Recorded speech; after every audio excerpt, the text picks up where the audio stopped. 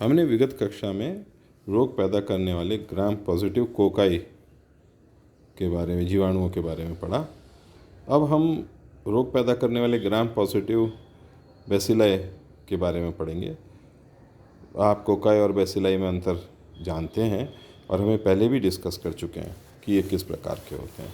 ये रोगजनक या रोग जनित करने वाले बैक्टीरिया माने जाते हैं और इनकी प्रमुख बीमारियां, जिसमें डिप्थीरिया, टेटेनस, इनका मैं एग्जाम्पल आपको लेकर के, उदाहरण लेकर के समझाने का प्रयास करूंगा तथा इनसे किस नाम के किस बैक्टीरिया से किस प्रकार की परेशानी होती है और इसमें इसके पैथोजेनिसिटी क्या है, किस प्रकार इन्फेक्शन होता है, कैसे उससे बचा जा सकता है, इसकी बात भी करने का प्रयास करेंगे।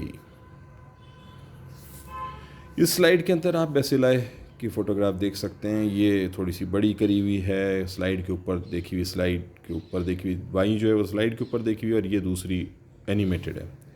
तो डिप्थीरिया नामक बीमारी होती है और इस डिप्थीरिया रोग का जनक है, जिसको कि आप कॉर्निया बैक्टीरियम डिप्थेरी, ये कॉर्निया बैक्टीरियम डिप्थेरी द्वारा उत्पन्न किया जाता है। ये रोग ग्राम पॉजिटिव बेसिलाई द्वारा होता है।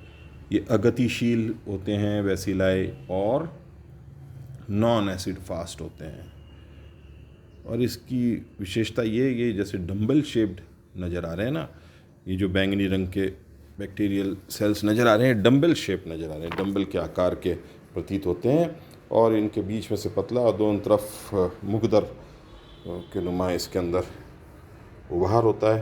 तो इसके कारण इसको कॉर्निया बैक्टीरियम रखा गया। इन्होंने कॉर्नी की तरह पुराने समय से ज्ञात है। डिप्थीरिया बहुत लंबे समय से इसमें गलघोटू बीमारी के नाम से जाना जाता है और इसको ब्रिटोनियू नामक वैज्ञानिक ने सबसे पहले 1826 में पहचाना था और डिप्थेराइट नाम दिया था। इसका मतलब होता है चमड़ा, कठोर चमड़े की तरह हो जाना। क्लेब्स ने 1883 में डिप्थीरिया जीवाणु को देखा तथा वर्णन किया। लोफ्लेयर ने 1884 में इसका संवर्धन किया। संवर्धन मीन्स इसका कल्चर किया लैब के अंदर। तो इसलिए इस जीवाणु को क्लेब्स लोएफर्स बैसिलस कहा जाता है। दोनों साइंटिस्ट को इसका श्रेय देते हुए इसकी दोनों के नाम पे इस बैक्टीरिया का नाम ये रखा गया। जिसने इसकी खोज करी, जिसने इसको कल्चर किया, उनका भी नाम इसके साथ जोड़ करके रख दिया गया है ना। अब इसकी मॉर्फोलॉजी समझ लेते हैं, इसके साइज़ समझ लेते हैं। जैसा कि चित्र में दिख रहा है, मुगदर के आकार का है। 3.6 म्यू इसका साइज़ हो सकता है। 3.6 म्यू यानी पहले जो हमने देखे उनसे थोड़ा बड़ा है और ये असंपुटी होते हैं, बीजाणु अनुत्पादी होते हैं, बीजाणु नहीं बनाते, स्पोर्स नहीं बनाते हैं। बहुधा कोशिकाओं के मध्य पट सेप्टा पाया जाता है। इनकी जो कोशिकाएं हैं उसमें ये जीवाणु शाखित भी हो सकते हैं। ये और एक है, एक दूसरे से जुड़ के वी का आकार बनाते हैं। कई बार स्लाइड के ऊपर वी या एल आकार में इसमें भी प्रतीत हो रहा है। देखिए वी भी दिख रहा है और एक एक्सटेंडेड एल भी दिख रहा है। इनका कल्चर किया जा सकता है। इनको कल्चर किया है, अभी मैंने नाम बताया आपको कि जिन्होंने कल्चर करा इसका, और पहला कल्चर जिन्होंने किया था उनका भी बताया मैंने, लोएफ्लर ने इसका सबसे पहले कल्चर किया था। इनको इनके वृद्धि के लिए अनुकूलन तापमान 37 डिग्री यानी हमारे बॉडी टेम्परेचर के लगभग ही इसका अनुकूलन तापमान है, तो आराम से रह सकते हैं। ये विकल्पी अवायवीय यानी ऑक्सीजन नहीं होने के बाद भी ये व्यवस्था कर सकता है। लोएफ्लर सीरम स्लोप पे इसका कल्चर किया जाता है और बाकी इसके बारे में और जानकारी इस प्रकार है कि ये इनका जो कल्चर टॉक्सिन, इनके टॉक्सिन्स की बात करते हैं ना, toxin is more important. Diphtheria bacillus के उपस्वरूप यानी एक्सोटॉक्सिन्स उत्पन्न करते हैं, बाह्य अविश उत्पन्न करते हैं। ये जीवाणुओं द्वारा उत्पन्न विकृति पैथोलॉजी इस अविश के फलस्वरूप प्रकट होती है। बाहर निकल के करते हैं, इसलिए गले के अंदर जब ये फैल जाता है तो ये गले के यानी श्वास की नली और वो नली के अंदर फैल करके ये उसको चिपका देने में काम आता है। वैसे जीवाणुओं के 3 स्वरूप उग्र होते हैं, इसमें से 3 इनके जो फॉर्म्स है वही उग्र है। कुछ प्रभेद अधिक मात्रा में अविष्य उत्पन्न करते हैं, कुछ तो बहुत ज़्यादा अविष्य उत्पन्न करते हैं, परंतु प्रत्येक सभी प्रकार के तो करते, बाकी सभी जो इनके प्रकार हैं सभी के अंदर ये अविष तैयार करते हैं और अविष बाहर, शरीर के बाहर, अपने सेल से बाहर सीक्रेट करते हैं, जिसके कारण ये मैंने आपको परेशानी बताई कि डिप्थीरिया की प्रॉब्लम हो जाती है ना। रेजिस्टेंस के मामले में अगर हम इसको देखें तो ये 58 डिग्री तापक्रम पे 10 मिनट तक रखने पर नष्ट हो जाता है, यानी 58 डिग्री सेंटीग्रेड पे इसको गर्म करें। तो इसलिए जो भी कोई ऐसी चीज़ खाते हैं, कंज्यूम करते हैं जिस पे ये बैक्टीरिया पनप सकते हैं, तो ये 58 डिग्री टेम्परेचर पे गर्म करा हुआ हो 10 मिनट कोई चीज़, और 1 मिनट के लिए, कहते हैं ना कि 1 मिनट के लिए 100 डिग्री पे गर्म कर लीजिए तो बिल्कुल स्टरलाइज हो जाती है चीज़। तो ये डिप्थीरिया के जीवाणु भी उसमें मृत हो जाते हैं। ये प्रकाश व सूखे के प्रति अधिक रोधी होते हैं, यानी प्रकाश से ये खराब नहीं होते, मरते नहीं, और सूखाने के बावजूद भी ये रेजिस्टेंट रहते हैं, ये असर कर सकते हैं। इनकी पैथोजेनिसिटी में है कि इनमें जो इंक्यूबेशन पीरियड है 3-4 दिन का होता है। अगर इन्फेक्शन हुआ तो 3-4 दिन का होता है। कैरियर में ज़्यादा टाइम लगता है। कुछ लोग कैरियर होते हैं, लैरिंग्स, नेज़ल स्त्राव यानी नाक का पानी उसमें, और मुख के आसपास के क्षेत्रों में, और जेनेटिलियाज के आँखों के आसपास, ये कहीं से भी इन्फेक्शन हो सकता है। साथ ही साथ ये यहाँ पर रह भी सकते हैं। मैलिग्नेंट है, डेंजरस है, मृत्यु तक हो सकती है मरीज की, लकवा हो सकता है और सेप्टिक हो सकता है, सेप्टिक गैंग्रीन हो सकता है। सेप्टिक होना मैंने पिछली बार बताया था आपको कि उसमें अपॉर्चुनिस्टिक बैक्टीरिया और इन्वॉल्व हो जाते हैं जो वहाँ पे सेप्टिक सीमिया पैदा कर देते हैं, सेप्टिक पैदा कर देते हैं, सड़न, शयन, टिश्यू का गलन। तो गले में या नेज़ल रीजन के अंदर ऐसे होगा तो आप इमेजिन कर सकते हैं। हीमोरेजिक है, इससे खून भी निकलता है, खून का स्राव होता है। इससे और मैंने कहा कि अपॉर्चुनिस्टिक बैक्टीरिया उस पर असर करेंगे, खून के सेल्स टूटेंगे, वहाँ पर भोजन तैयार होगा और ये अधिक मात्रा में तैयार हो जाएंगे। है ना। डिप्थीरिया रोग का निदान संक्रमित स्थान के से पदार्थ एकत्रित कर उसे मुग्धाकार आकृति के जीवाणु की पहचान करने से होता है। यानी अगर इसकी स्लाइड बनाई जाए तो गले से या कहीं से स्वैब लेकर के, टिश्यू निकाल करके और उसको फैला करके, उस स्थान के टिश्यू तो नहीं, स्वैब लेकर के, और माइक्रोस्कोप के नीचे देखा जाए तो इस तरह के आपको दिख जाएंगे। और सबक्यूटेनियस टेस्ट भी किया जाता है, इंट्राक्यूटेनियस टेस्ट भी होते हैं, वो टेस्ट किए जाते हैं। और एक इसकी पहचान के लिए इसके कल्चर जो लगाया जाता है लैब के अंदर, उसकी कल्चर के लिए एलिक जेल प्रेसिपिटेशन टेस्ट काम में लिया जाता है। और वैक्सीनेशन भी इसका किया जाता है। ये छोटे बच्चों में होता है और छोटे बच्चों में मौत का भी कारण बन सकता है। आवाज़ का हमेशा के लिए जाना, बीमारियों का बढ़ना, काफ़ी चीज़ें, इसलिए इसके आजकल टीके भी लगाए जाते हैं तो जिससे इसे हो जाता है। आपने सुन रखा होगा डीपीटी का टीका जो अपन लगाते हैं, उसमें से डिप्थीरिया, पर्टूसिस एंड टेटेनस, ये तीनों बीमारियों में काम में आने वाला एक इस तरह का टीका तैयार किया हुआ है। इसमें दूसरा जो नाम लिखा दिख रहा है वो टेटेनस नामक बीमारी का। ये टेटेनस बीमारी या लॉकजॉ जिसको हम कहते हैं, ये आप अच्छी तरीके से जानते हैं।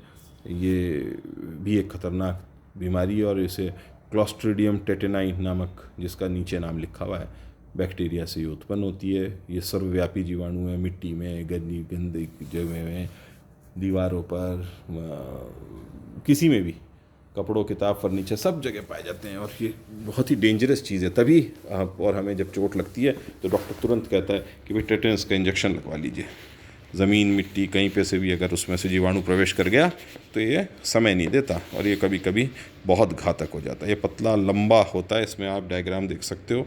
एक डिफरेंट तरह का जीवाणु है, जैसे एक तरफ से मोटा और एक तरफ से लंबा पतला। 4 पॉइंट्स से लेकर 8 म्यू तक, 4.8 म्यू से 0.5 म्यू तक होता है। अक्ष सीधा, भुजाएं समानांतर सी होती है। सिरे होते हैं गोलाकार, एक सिरा है इसके गोलाकार, ये दिख रहा है, जैसे किसी ने कोई खींच के ड्रम स्टिक बना दी, वो ढोल बजाने की डंडी होती है ना, उस तरीके से ढोल बजाने का जो एक लकड़ी सी होती है और आगे उसके चोब होता है, ये ठीक सिरा फूला हुआ और एक लंबी। ये असंपुटी और गतिशील होता है। अच्छा, ये गतिशील होता है। अभी तक हमने जो भी जीवाणु देखे वो अगतिशील थे, एक जगह पे स्थान पे थे। तो उनके इन्फेक्शन स्किन के अंदर इस प्रकार होते हैं कि जैसे फुंसी हो जाना, फोड़ हो जाना, वहीं के लोकलाइज्ड एरिया में रहेंगे। तो ये मूवेबल है, ये चल भी सकता है, मूव कर सकता है, एक जगह से दूसरी जगह जाता है। और मज़ेदार बात यह है कि ये जीवाणु वैसे तो ग्राम पॉजिटिव होता है, पर जैसे जैसे पुराना होता जाता है ग्राम नेगेटिव हो जाता है। इसका भी कल्चर किया जा सकता है। कल्चर करने का तरीका वही है कि इसको आप माध्यम के ऊपर ग्रो करें, और ग्रो करने के बाद इसको आप माइक्रोस्कोप के नीचे देख भी सकते हैं। इसकी रेजिस्टेंस, इसको 10-15 मिनट उबाल लीजिए 121 डिग्री पे, तो समूल नष्ट हो जाएगा, पूर्णतः नष्ट हो जाएगा 20 मिनट तक 121 डिग्री पे। इसलिए हॉस्पिटल्स के अंदर औजारों को, ऑपरेशन थिएटर में काम आने वाले सामान को बहुत देर तक हाई प्रेशर और हाई टेम्परेचर के ऑटोक्लेव किया जाता है। अगर आप कभी, भगवान ना करे, कभी आपको जाना पड़े, लेकिन अगर आप कभी हॉस्पिटल्स के अंदर ऑपरेशन थिएटर में देखेंगे तो ऑटोक्लेव की मशीन रहती है, उस लैब के अंदर भी ऑटोक्लेव मशीन रहती है। उसमें उन औजारों को, जो चक्कू, जो ग्लव्स, जो चीज़ें इस्तेमाल होती हैं, उनको ऑटोक्लेव किया जाता है, उनको स्टरलाइज किया जाता है। और इसके जो बीजाणु स्पोर्स अधिकांश एंटीसेप्टिक के प्रति रोधी होते हैं। आयोडीन व हाइड्रोजन परऑक्साइड के द्वारा बीजाणुओं को कुछ घंटों में नष्ट किया जा सकता है। तो आप इसके बीजाणुओं को नष्ट भी कर सकते हैं अगर हो जाए तो। और अगर आपको लगता है कि स्पोर्स हैं कहीं पे, तो उसको हाइड्रोजन परऑक्साइड से उस एरिया को साफ़ करके उसमें, ये जो क्लोस्ट्रीडियम टेटनाई है, इसमें 2 तरह के अविश पाए जाते हैं। अविश की जानकारी होना बहुत ज़रूरी है। हेमोलाइसिन जैसे टेटेनोलाइसिन और न्यूरोटॉक्सिन, इम्पॉर्टेंट बात यहाँ है, जिससे इसकी जो व्याधि है, जिससे जो तकलीफ़ है, वो उसके बारे में जानकारी मिलेगी। तो इसमें जो हेमोलाइसिन टॉक्सिन है, टेटेनोलाइसिन टॉक्सिन है और न्यूरोटॉक्सिन्स है, जैसा कि नाम बता रहे हैं। Neurotoxin naturally central nervous system पे, नर्वस सिस्टम पे नुकसान पैदा करता है, असर पैदा करता है, और ये घातक भी हो सकता है। इसकी पैथोजेनिसिटी, अगर किसी घाव में ये चले जाए या घुस जाए, इसकी जो रोगजनकता है, मिट्टी से, ज़मीन से, कहीं और से, घाव के माध्यम से या किसी खुले चोट के माध्यम से चले जाए, तो ये इसके द्वारा जो अविश उत्पन्न किया जाता है वो मोटर नर्व्स तक, जो चालक तंत्रिकाएं होती है, मोटर नर्व जिनको कहते हैं, मुख्य नर्व जो हैं, उनको पहुंच जाता है, और वहाँ से फिर सेंट्रल नर्वस सिस्टम में पहुंच जाता है, यानी ब्रेन तक पहुंच सकता है। ये मेरू रज्जु को मैंने आपसे कहा था कि ये स्पाइनल कॉर्ड के सिनेप्टिक जंक्शंस को अवरुद्ध कर देता है। वहाँ जो नर्व के, जो स्पाइनल नर्व्स हैं, उनके जो सिनेप्टिक जंक्शन है, जहाँ पर वो जुड़ती हैं, उनको अवरुद्ध करता है, उसमें कम्युनिकेशन में गड़बड़ पैदा करता है, और उससे जो कम्युनिकेशन रुकती है तो उससे मांसपेशियों में जकड़न होती है और दर्द महसूस होता है। और इतनी ज़्यादा जकड़न होती है कि ये व्यक्ति को मौत तक, किसी व्यक्ति की मौत तक कर सकता है। इसकी उग्रता ज़्यादा होती है, और ये बैक्टीरिया चूँकि काफ़ी ज़्यादा नुकसान है, इसमें लगभग 80 से 90% रोगियों की मौत ही होती है। जिसको अगर हो गया तो वो मोस्ट ऑफ द टाइम मौत हो जाती है। तो लापरवाही से करे गई काम, वैक्सीनेशन नहीं कराना, और कहीं से भी ये इन्फेक्शन, मिट्टी से, खेत में काम करते हुए, झाड़ू करते हुए, कुछ भी काम करते हुए ये इन्फेक्शन हो सकता है, ज़मीन से लग कर नहीं।